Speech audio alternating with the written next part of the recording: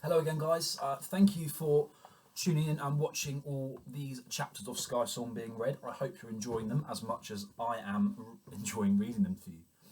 Now, yesterday in chapter 20, we ended off the chapter called Flint with the tribe finding out that Needlespin, which was the ghoul that haunts the Nevercliffs, was actually real. So I'm really looking forward to chapter 21, which is called Esker, to find out what's going to happen. Okay. Jamming her poles into the snow, Esker led the way round the side of the mountain. Ski! Fast! She cried. Down they went, undoing hours of hard climbing. But that didn't matter now because Needlespin was scuttling closer, wielding a silver spiked ball and chain. And though Balapan dived at him again and again, he barged her out of the way and kept storming on. Visitors, he cackled. Running away so soon? His voice was full of spiked edges, and at the end of every sentence the words snapped off like broken ice. Esker turned panicked eyes to Flint. Keep going, she shouted, keep going. But Needlespin was gaining on them, closing the children in between two mountains.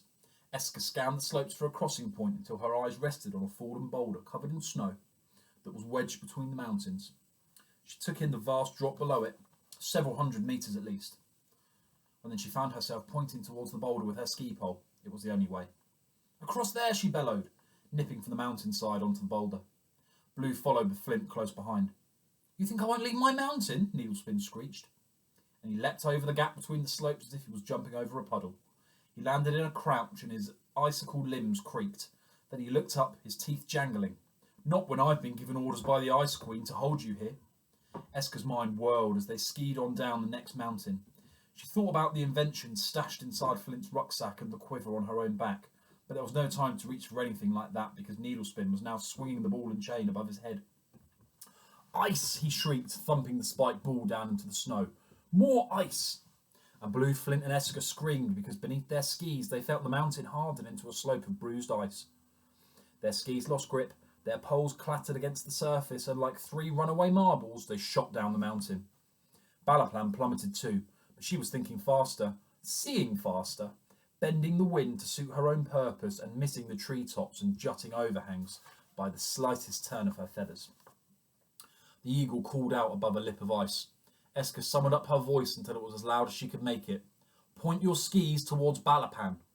That's a jump, Flint screamed. We'll soar for miles. Blue won't manage the landing.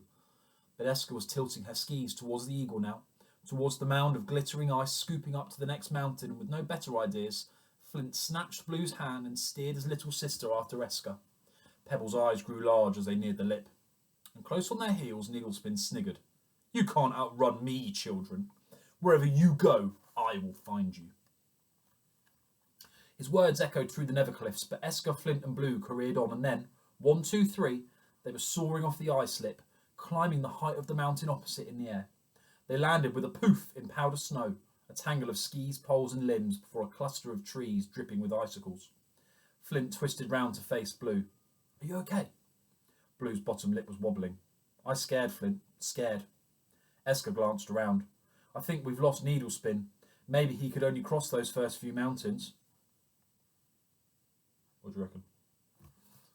I think he's still there.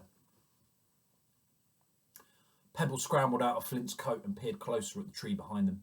He took a few steps forward and the silence throbbed.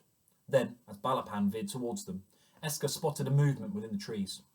A silver blue eye flicked open between the branches. An icicled claw curled round a trunk, and then, as Pebble clattered back towards Flint, Needlespin burst out from behind a tree. Did you miss me? The monster spat. He lumbered towards them, and the group scrambled to their feet and launched their skis down the mountain. But they could hear Needlespin's ball and chain whirring in circles, and as it spun above him, a torrent of icicles shot out from the silver spikes, narrowly missing the children's furs. Ice spears, Blue cried. Flint clutched her hand for a moment. Keep going, just keep going.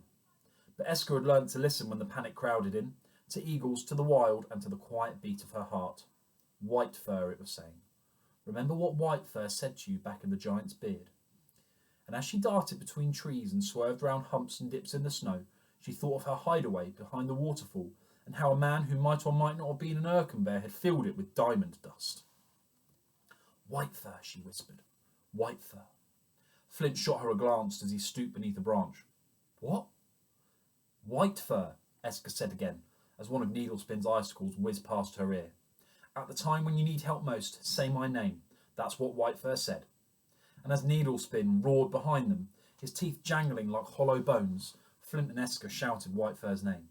Again and again they bellowed it, and at first Needlespin simply laughed and hurled out another bunch of icicles. Then a curious and strange thing happened.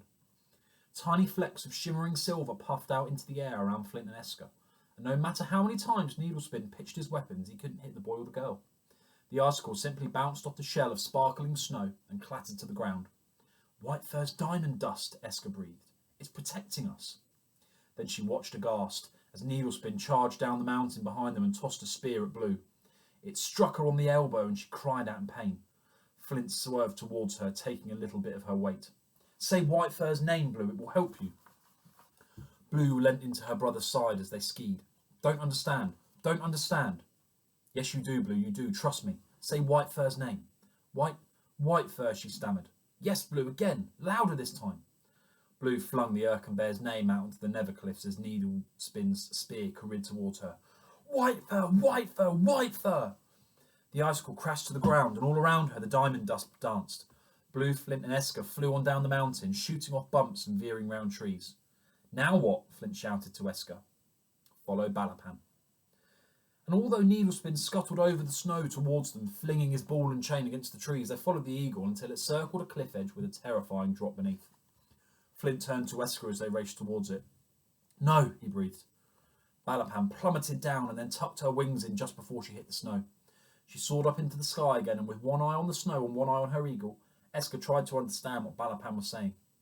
Pull up at the last minute, she panted, tucking into a ball to quicken her pace. And grab whatever you can to stop yourself from falling. Trust me. Behind them, Needlespin's voice hacked through the air. Over you go, splinter splat. You'll be easier to guard with broken bones. Eska, Flint and Blue were level now, and as they sailed towards the cliff edge with Needlespin just meters behind, they yanked their weight sideways, slipped off the edge, and then clung to the tops of the trees immediately beneath them. Needlespin charged over the lip, his arms wide, ready to crush the children in his icy grasp, but they were nowhere to be seen, and as the monster leapt into the air, he realised his stride had been too big, too greedy, because he'd overshot his prey, and the trees they clung to and far, far below, snaking through the cliffs, was the one thing that could break him. Black ice. The frozen river loomed like a shadow, and Needlespin picked up more and more speed as he hurtled towards it, limbs flailing. Then there was an almighty crash as he hit the ice, and Eska, Flint and Blue, clutching at the branches of the trees beneath the ledge, watched the broken pieces of Needlespin's body rattle across the river. Goodness me, what a couple of action-packed chapters we've had in the last few days. Now I'll be reading you chapter 22 tomorrow, which is called Flint, and hopefully we'll get to find out what happens to the tribe now that they've managed to get rid of Needlespin. Thanks for listening again, guys, and I'll see you tomorrow.